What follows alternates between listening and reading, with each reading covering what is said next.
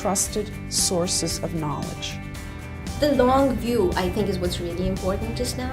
Not just reactive, but responsive. So I'm just trying to figure out how to reach beyond what the skepticism is.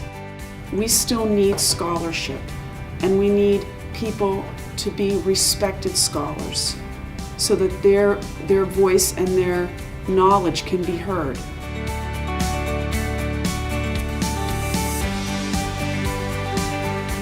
If I have the mic, I'll use it. If I'm going to be given a position of power in my job title or in my current professional role, it is a responsibility for me to do this work. And I feel like I don't have any choice. We've entered a moment in history right now where the very premise of facts and public debate is being questioned. And it's a really critical time in which we need to explore these things and make sure that the bastions of our democracy are upheld and strengthened. How do we create programs and environments that promote individuals, empower them to take more control of their health in a positive way? I mean, we have a lot of individuals in inner cities who simply can't go out and walk. They can't because it's not safe in their neighborhoods. It's shocking. The value of facts is being questioned, and the value of truth. Not to mention the balance of powers and all kinds of features of the Constitution that are being thrown out the window. It's hard to go to work and remember, okay, this is what I'm doing today, is these are the patients I have to see, and because I have this much more immediate and fundamental insecurity about what's going to happen to me and my family and people who look like me in our country.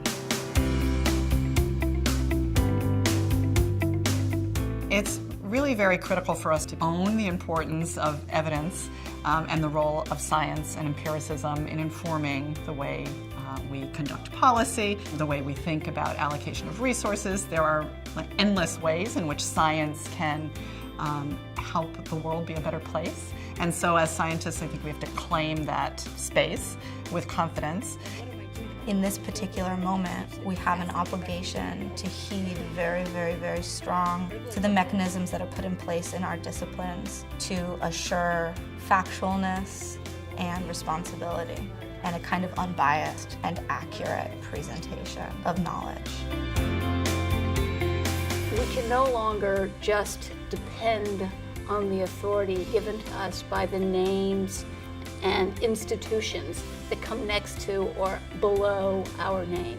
It's incumbent upon us right now to reach out to the population who is skeptical and see what their questions are and see if we can make our arguments sitting side by side as equals, discussing things that are important to both of us. A lot of people I am close to are more engaged and being a voice and talking to each other and thinking about action, and so that gives me hope. We need to not put everyone in a box and say, oh, those are those people and those are that people, because then we don't see each other. If I can do anything to bridge that divide, I would feel like I've done something good. I wrote this piece about why what I do matters. I had students from 10, 15 years ago suddenly writing to me and saying, thank you so much for doing this. Thank you for giving voice to what we think and do every day.